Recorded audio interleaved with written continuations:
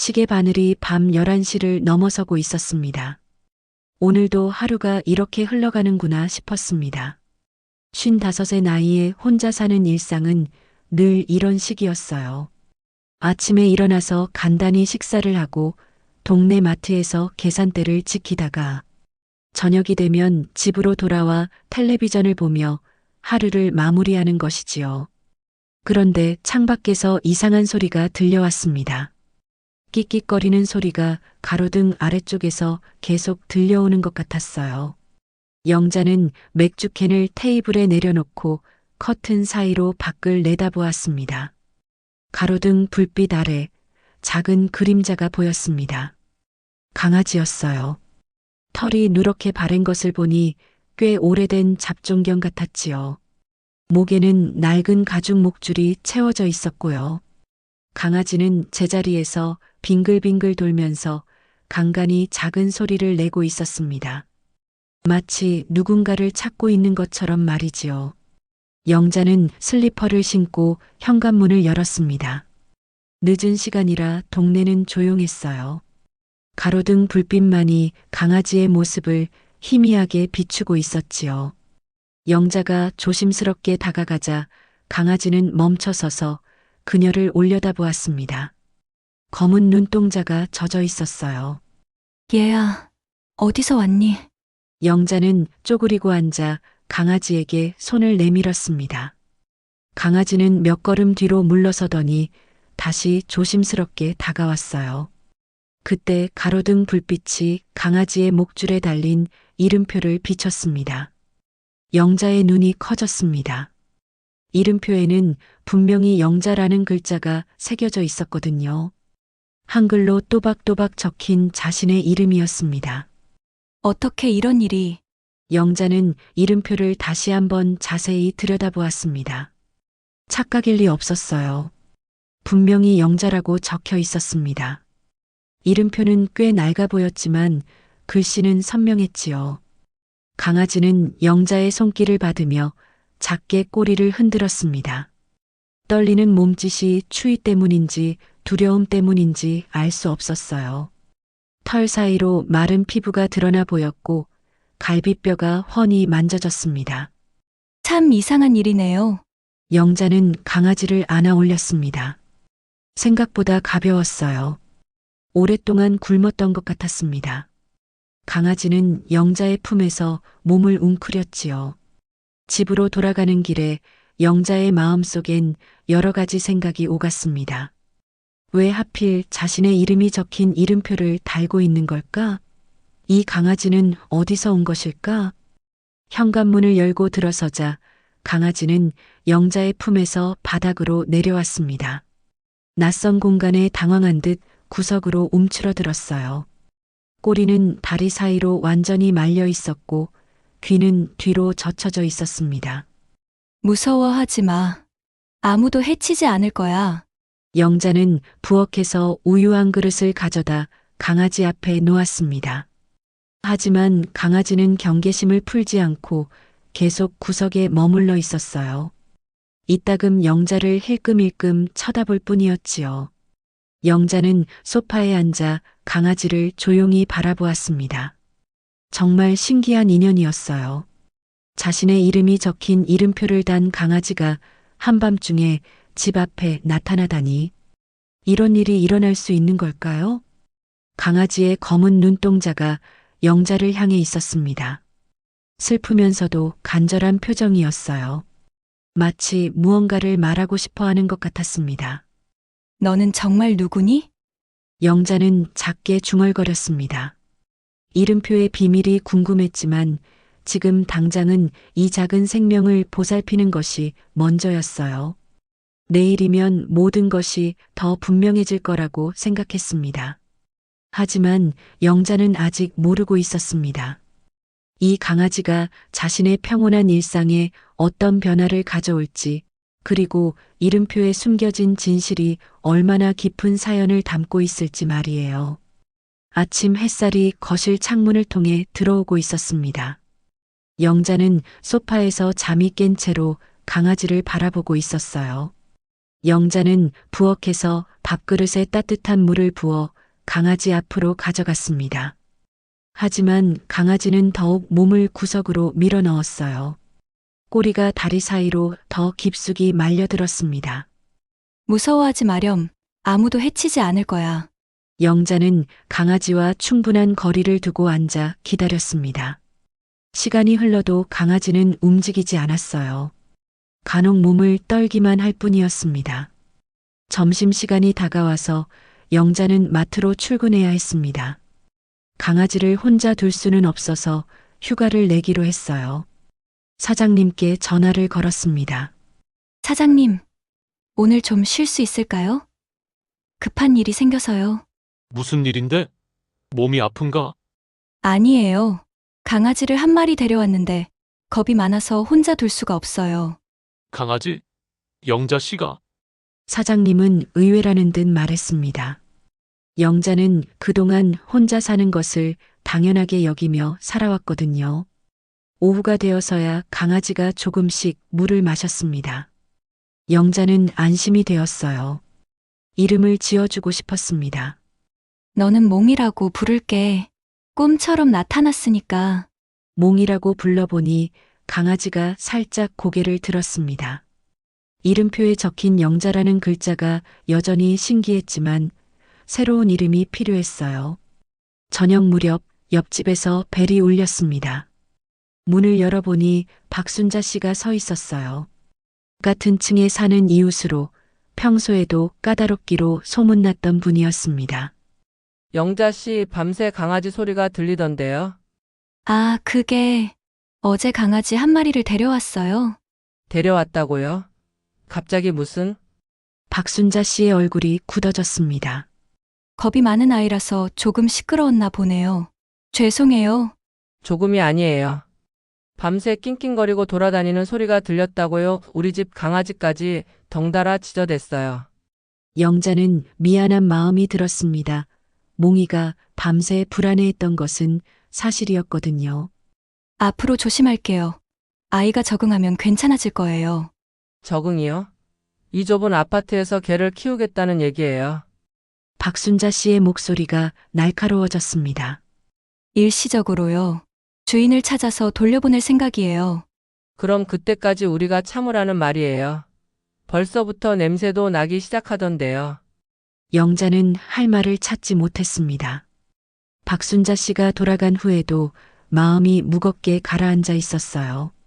다음 날 아침에도 몽이는 여전히 구석에 있었습니다. 밤새 조금씩 움직인 흔적은 있었지만 여전히 영자와 거리를 두고 있었어요. 사료를 놓아주어도 영자가 보고 있으면 먹으려 하지 않았습니다. 너무 무서워하는구나. 영자는 출근을 하면서도 계속 몽이가 걱정되었습니다. 마트에서 일하는 동안에도 집에 있는 몽이 생각뿐이었어요. 퇴근 후 집에 돌아오니 몽이가 처음으로 구석에서 나와 거실 한가운데 앉아 있었습니다. 영자를 보자 다시 구석으로 움츠러들었지만 그래도 조금은 나아진 것 같았어요. 몽아, 조금씩 익숙해지고 있구나. 그런데 며칠이 지나도 몽이는 여전히 겁을 먹고 있었습니다.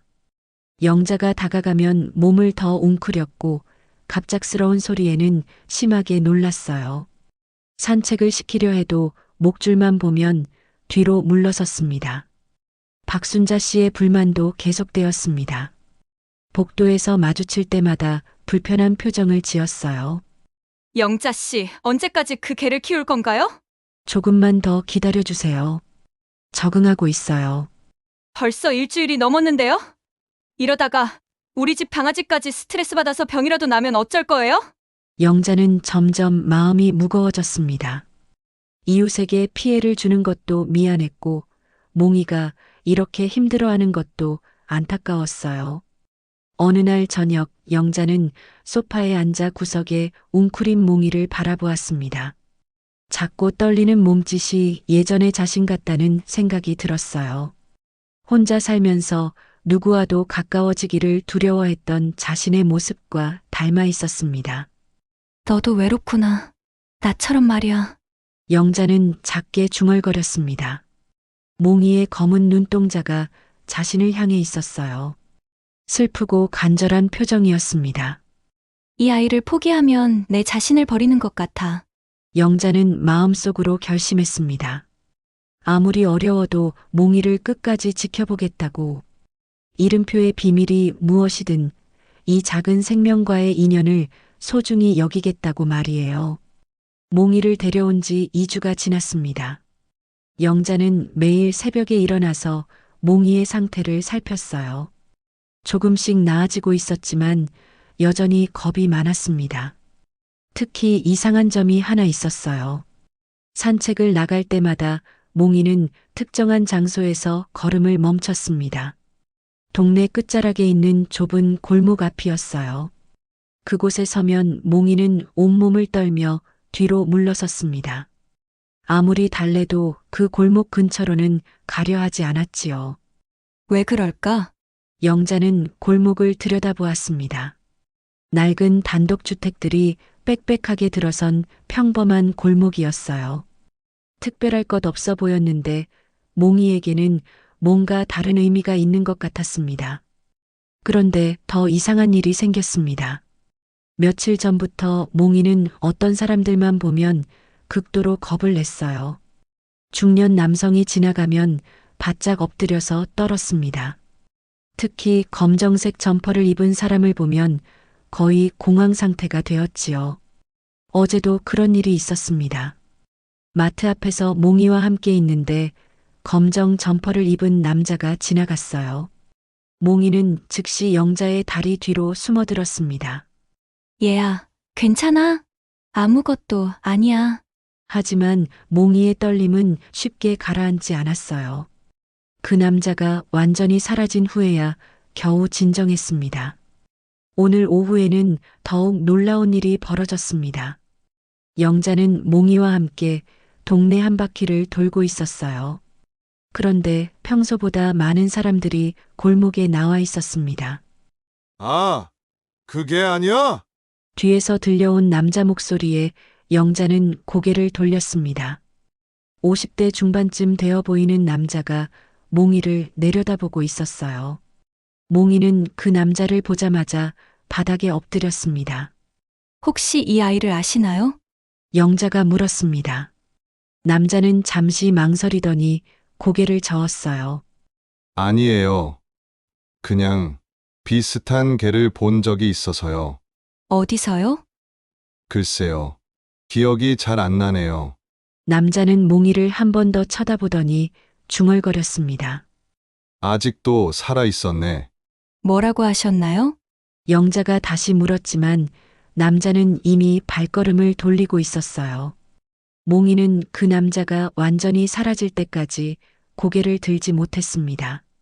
집으로 돌아오는 길에 영자는 계속 그 남자의 말을 생각했습니다. 아직도 살아있었네라는 말이 무슨 뜻일까요? 몽이에게 무슨 일이 있었던 것일까요?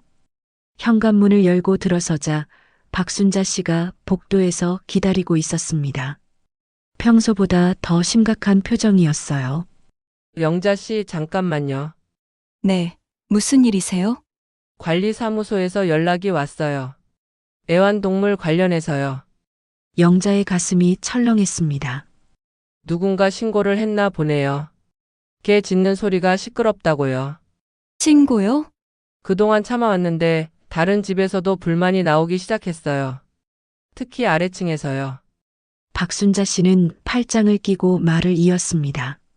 관리사무소에서 애완동물 등록 서류를 요구할 거예요. 예방접종 증명서도요. 그런 것들 준비되어 있나요?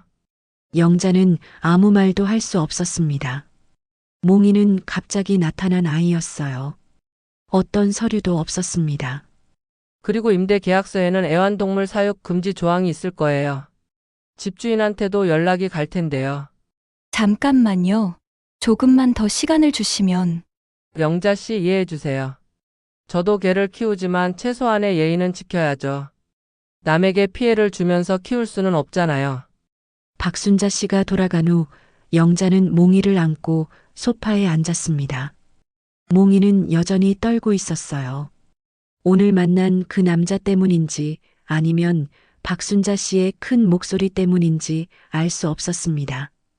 몽아, 우리 어떻게 해야 할까? 영자는 몽이의 목에 달린 이름표를 만져보았습니다. 영자라는 글자가 여전히 또렷했어요. 왜 이 아이가 자신의 이름이 적힌 채로 나타났을까요? 오늘 만난 그 남자는 분명 몽이를 알고 있었습니다. 하지만 진실을 말하려 하지 않았어요. 새벽 2시쯤 몽이가 갑자기 일어나더니 창가로 갔습니다. 밖을 내다보며 작은 소리를 냈어요. 영자도 따라 창가로 가서 밖을 내다보았습니다. 가로등 아래 그림자 하나가 움직이고 있었어요. 사람 같았는데 무언가를 찾는 듯 했습니다. 몽이는 더욱 불안해하며 영자 뒤로 숨었어요. 누구일까? 영자는 커튼을 조심스럽게 걷어내고 자세히 보려 했습니다. 하지만 그 순간 그림자는 사라졌어요. 몽이도 진정을 찾았습니다. 다음 날 아침 영자는 결심했습니다. 몽이의 과거를 알아보기로 한 것이에요. 이름표의 비밀도 풀어야 했고 아이가 왜 그렇게 무서워하는지도 알아야 했습니다. 몽아, 우리 함께 진실을 찾아보자. 몽이는 영자를 올려다보며 작게 꼬리를 흔들었어요. 처음으로 보여준 긍정적인 반응이었습니다. 영자는 마음속으로 다짐했습니다. 아무리 어려워도 포기하지 않겠다고. 몽이도 자신도 구하겠다고 말이에요. 영자는 새벽부터 계획을 세웠습니다.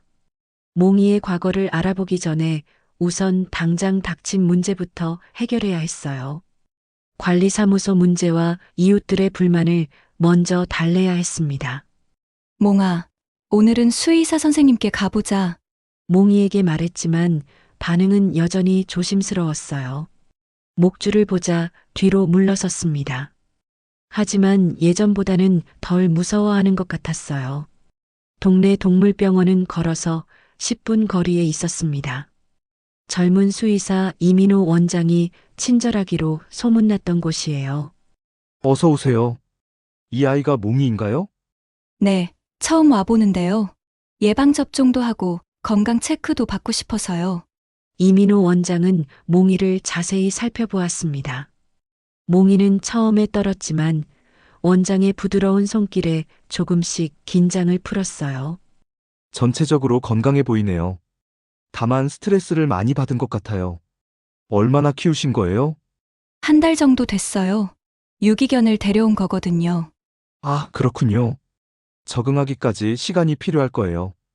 원장은 몽이의 목줄에 달린 이름표를 보았습니다. 이름표가 특이하네요.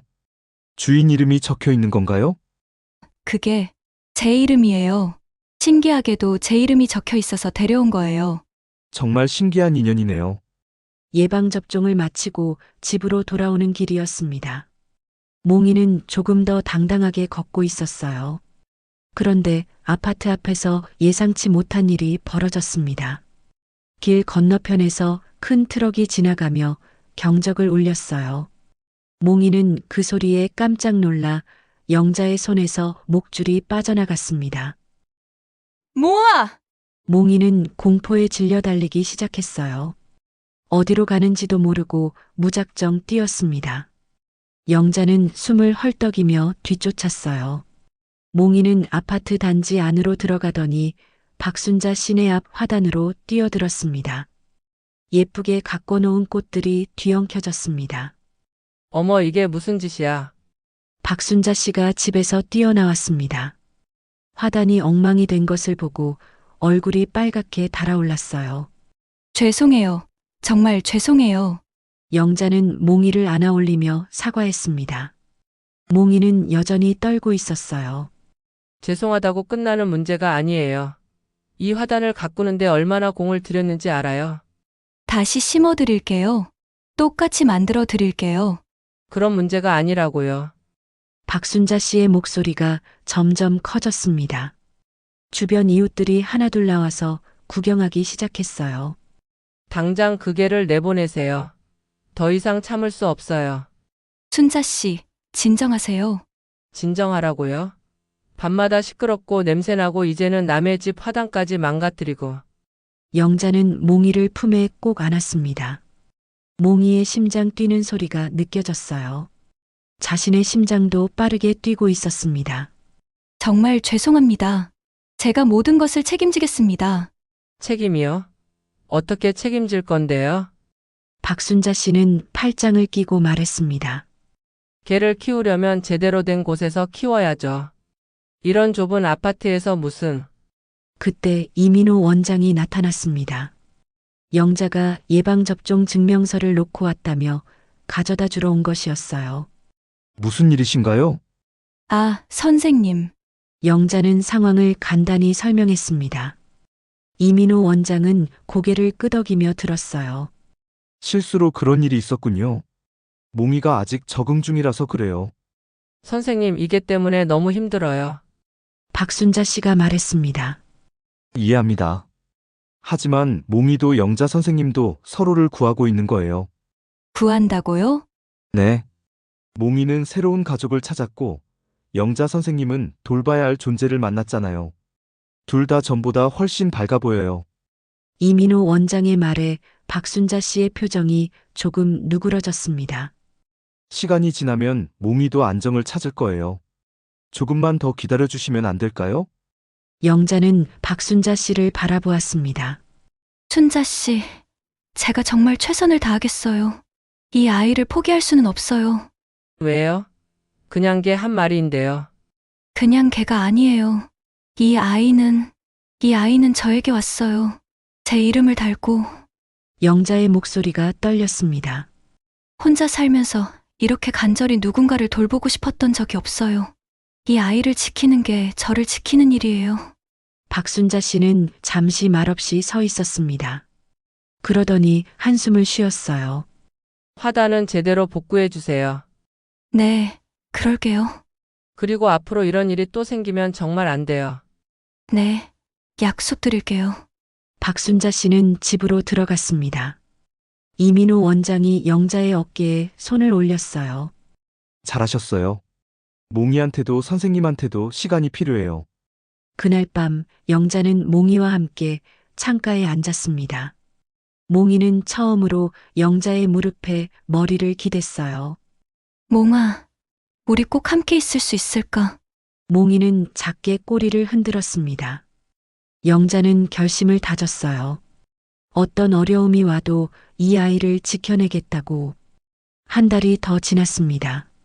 몽이는 이제 영자 곁에서 편안하게 잠을 잤어요.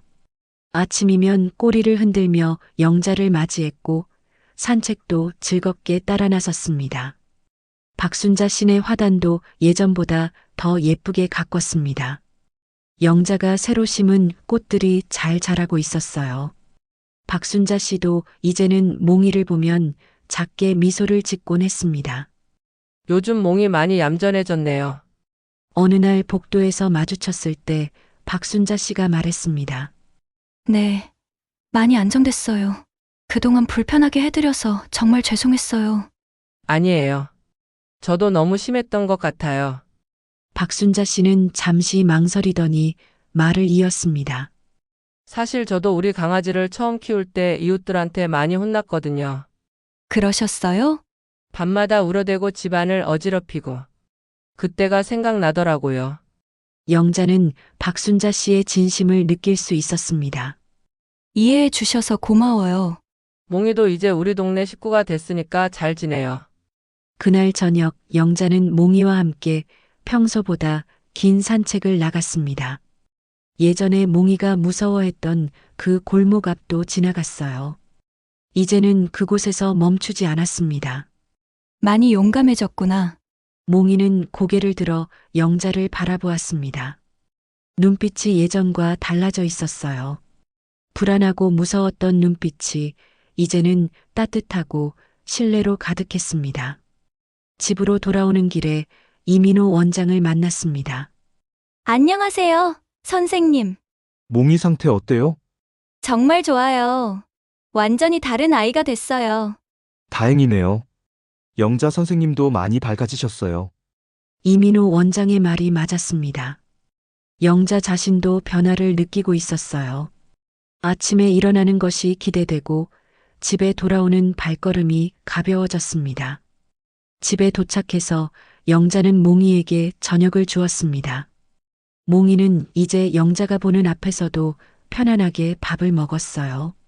몽아, 너를 처음 만났을 때가 생각나. 영자는 몽이의 머리를 쓰다듬으며 말했습니다. 그때 너는 정말 작고 무서워했지. 나도 어떻게 해야 할지 몰랐고, 몽이는 밥을 다 먹고 영자 곁으로 와서 앉았습니다. 이제는 서로 의지하는 가족이 됐네. 고마워, 몽아. 내 곁에 와줘서. 영자는 작게 중얼거렸습니다.